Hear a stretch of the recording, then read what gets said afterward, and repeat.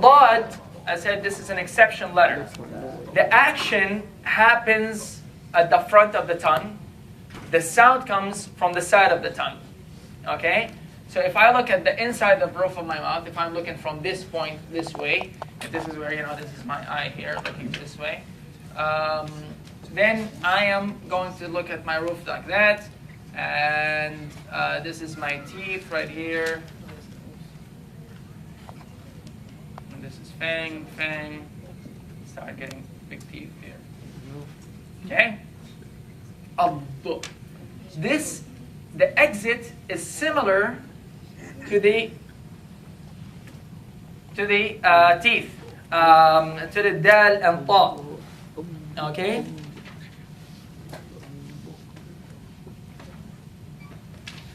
Similar to the dal and ta, and similar position, kind of. You hit in the same position. But as you collide, right there, the voice will first get trapped, and we'll actually have to push the tongue a little bit, and finally the sound comes out from the side. Now I said, and I'm going to repeat this again, I said this.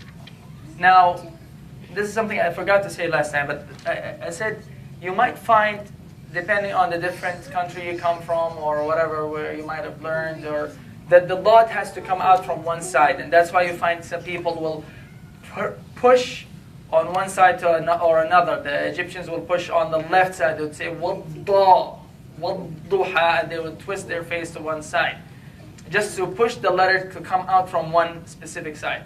Now, this is not correct entirely, because if you look at our body and you look at all these teeth, all these letters, we have not mentioned in a single point asymmetry. Everything is symmetric. Our body is symmetric. Externally. Internally is a little messed up. But externally is symmetric. Our teeth supposedly to be symmetric. Unless you have problems with your teeth, missing one tooth here or there, it's symmetric. Your tongue is symmetric. Why would I pronounce a letter?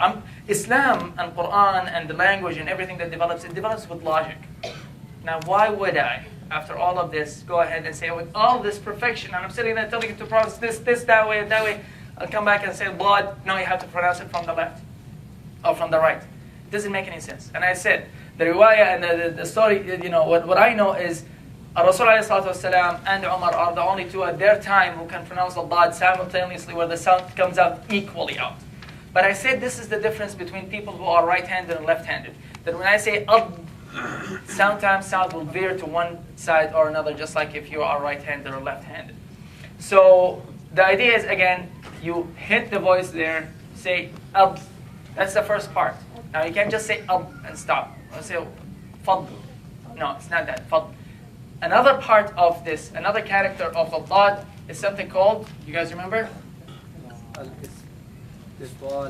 That's right. Al-istitala. And which means elongation, right? And elongation means that the tongue actually, as I push the pressure in here, and as my tongue rises even more, my tongue will actually small, tiny movement. It will just slip. It will slide down just a little bit. The entire tongue will slide forward a little bit. Will hit, and it will hit, and then just slide just a tiny bit. This is my teeth. Hit, slide a little bit. Now this hit sliding, don't think it is sticking your tongue out, moving. It's like a millimeter, between half a millimeter to a millimeter. So you really don't notice it, but this is what's happening. This is caused by the fact that you are entrapping the voice behind your tongue and the air to make it push. So you say al. And what I'm saying is that the voice has to build up. It has to inhabit. It has to build up a little bit, and then it relaxes. It comes from the side. That's why you say fadl. Okay. So this is a review of the things that we covered last week, inshallah. Oh no, hold on a second. We forgot 3 more letters, guys. The tongue, at touching the tip of the tongue, with the bottom, with the upper teeth, the front teeth, would result into what? Right there. Exactly.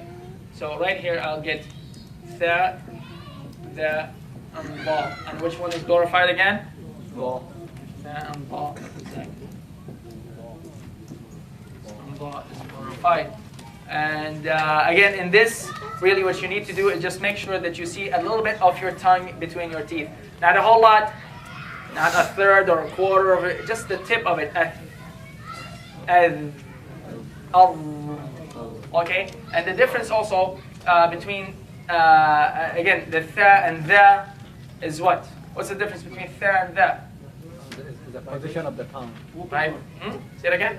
Position of the tongue. You're putting No. voice behind Same one. Vocal cord, vocal cord. Vocal cord, no vocal cords, exactly. So this has no vocal cords, and this has vocal cord vibration. What about this is the same difference between what?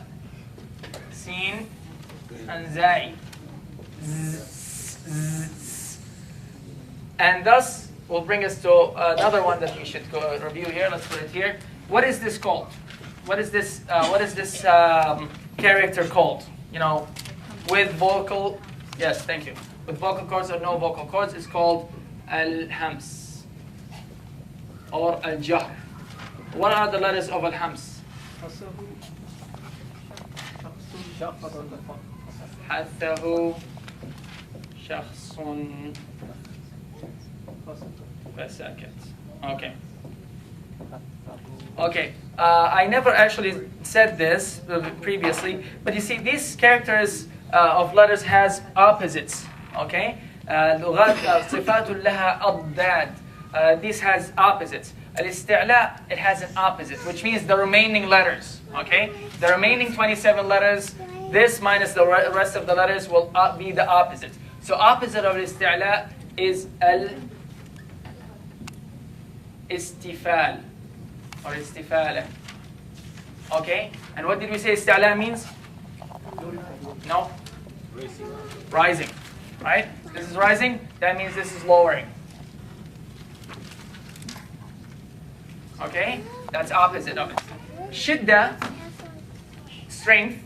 Opposite of it is ar-rakhawa, which means leniency. Okay? Opposite of it, ar-rakhawa, leniency, ease. Okay? The next one, al-hams, opposite of it is al-jahr, which is pronunciation. Like this? Like this? The rest of the letters, the 20 letters, fall under istifala. The rest of the 20 letters in here fall under jahr. In here, there's something in between.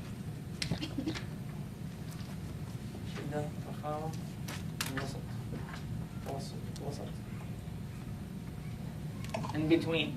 We'll cover this later on, inshallah. But there are three different things. But at least you need to know that each one of